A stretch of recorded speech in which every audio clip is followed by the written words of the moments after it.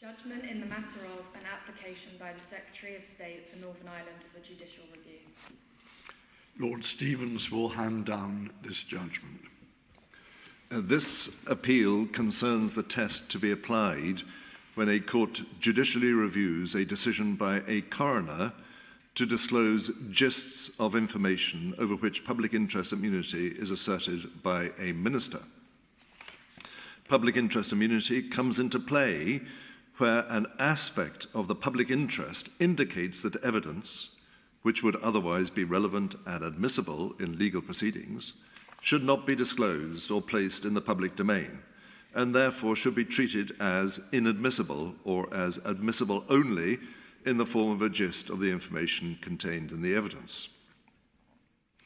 The appeal involves a challenge to two decisions made by a coroner to disclose gists of evidence over which public interest immunity was asserted by the Secretary of State for Northern Ireland.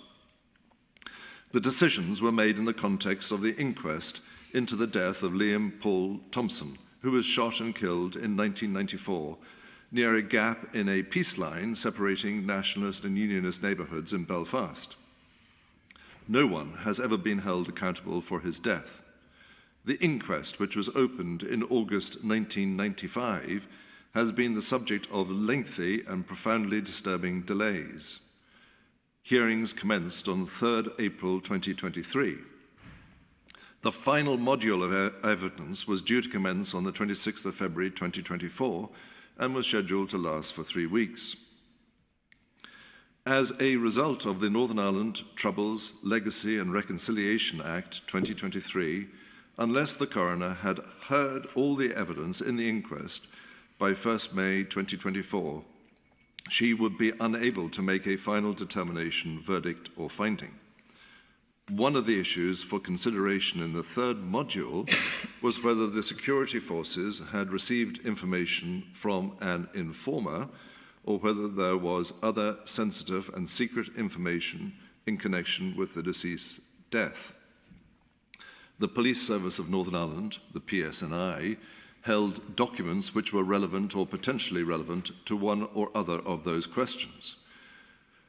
However, the Secretary of State considered that disclosing those documents would be contrary to the public interest in protecting national security, in particular because it would be contrary to the policy of neither confirming nor denying the use of informers or other secret sources of information. The Secretary of State therefore claimed that public interest immunity attached to the documents. The Chief Constable of the PSNI supported that claim. Together, the documents were referred to as folders 1 to 7.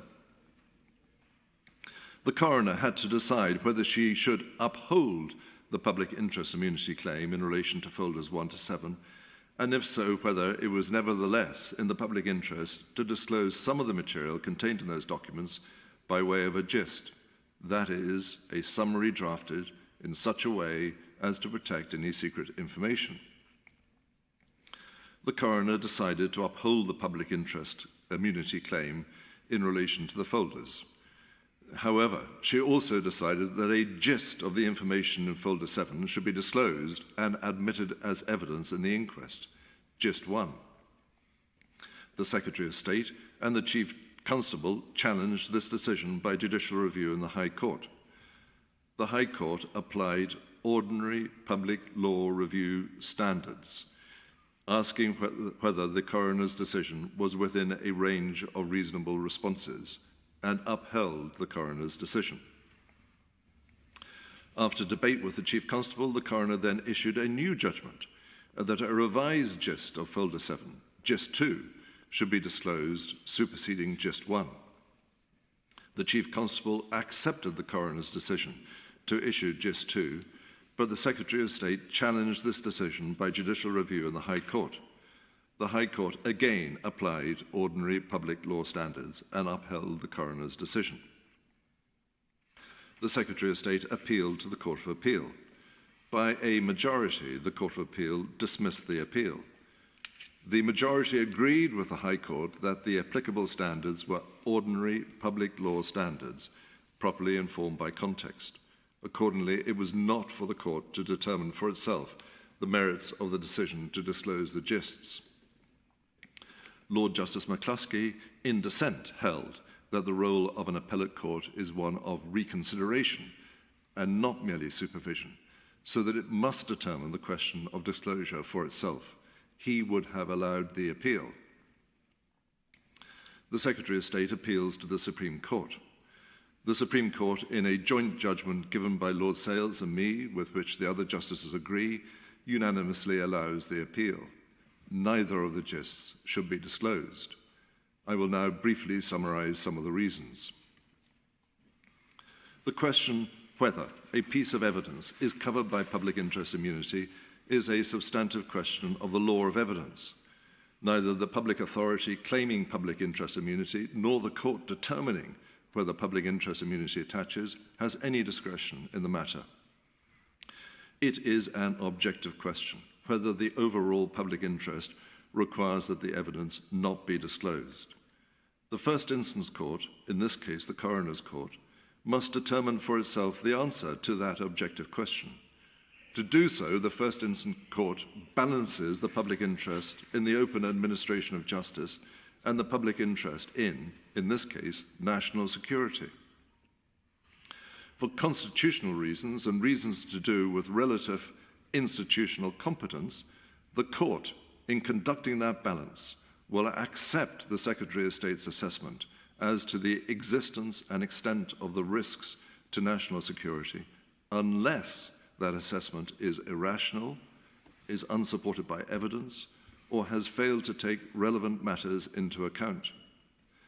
If the first instance court incorrectly answers the objective question as to the overall public interest, then it has gone wrong in law, and an appellate or reviewing court is required to correct the error. Where a court decides that a gist of sensitive information should be disclosed, that gist becomes the relevant evidence in place of the underlying materials. The basic question for the court when determining whether or not a gist should be disclosed remains the same. Is the overall public interest in favour of disclosure of the gist? This question is again to be determined by conducting the balancing exercise. Applying those principles, the Supreme Court finds 6 errors in the coroner's decisions to disclose the gists. First, the coroner departed from the Secretary of State's assessment of the existence and extent of the risks to national security involved in disclosing the gists. She could only have done so if she held that the assessment was irrational, was unsupported by evidence, or had failed to take relevant matters into account. She made no such findings. Secondly, as the coroner departed from the Secretary of State's assessment as to the existence and extent of the risk to national security, she thereafter incorrectly concluded that there was no need for her to carry out a balancing exercise. Thirdly, the coroner, when, in an alternative part of her reasoning, she carried out a balancing exercise, failed to weigh in the balance the Secretary of State's assessment of the nature and extent of the risk to national security, even though she had made no finding that, for instance, the assessment was irrational. Fourthly, courts must take great care that they are fully and accurately informed about the competing public interests before reaching an overall conclusion. The coroner wrongly failed to obtain the views of the Secretary of State before making any decision to disclose the gists. Fifthly, in relation to the public interest immunity claim, the coroner ought to have identified the applicant as being the Secretary of State rather than the Chief Constable. This failure caused the coroner to fall into error of failing to take steps to obtain and consider the reasoned views of the Secretary of State prior to deciding to disclose the gists. Sixthly, the coroner failed to take into account that there was no prospect of the evidence in the inquest being completed prior to the 1st of May 2024 deadline. This was clearly a material consideration in the balancing exercise. The High Court and the majority of the Court of Appeal erred by failing to recognise these errors. In addition, the High Court and the majority of the Court of Appeal fell into error by considering that they were restricted to reviewing the coroner's decision on ordinary public law grounds, and by not recognising that as the reviewing court, they ought to have formed their own view as to whether the coroner was right or wrong on the merits, and then as to where the overall public interest lies. The Supreme Court conducts the balancing exercise itself and holds that the balance of the public interest clearly lies against the disclosure of the gists. Of particular relevance to the balancing exercise in this case is that the statutory deadline means that the inquest cannot be completed, and that, in any event, the public interest immunity decisions in relation to folders 1 to 7 mean that it was not possible for the coroner to fulfill her statutory function, since the restrictions in relation to the evidence, which could be admitted in the inquest, meant that she could not inquire into and make findings about all the relevant facts. A full investigation into the deceased's death could instead be achieved by a statutory inquiry, employing a special closed procedure as appropriate to allow it to examine and make findings about any sensitive secret information. Alternatively, consideration could be given to review being undertaken by the Independent Commission for Reconciliation and Information Recovery. That is a short summary of our reasons for dismissing the appeal, allowing the appeal. However, I should give a further short summary in relation to a feature of this appeal, which is the disagreement between the Chief Constable and the Secretary of State as to the existence and extent of the risks to national security by the disclosure of Gist 2. We have considerable sympathy with the desire of the Chief Constable to demonstrate that the PSNI is seeking to be transparent. However, the Secretary of State is best able to assess the extent and nature of the risk to national security by consulting as appropriate with all relevant public authorities and weighing up and considering the views of those authorities. In forming his opinion, the Chief Constable has not consulted with other public authorities. Furthermore, the Secretary of State has the political authority and responsibility to make that assessment. The Chief Constable does not. The assessment of national security, which should have been balanced by the coroner, is the Secretary of State's assessment, unless, for instance, that assessment is irrational. Therefore, and in conclusion, the Supreme Court allows the Secretary of State's appeal. Neither gist should be disclosed. Thank you. The court will now adjourn.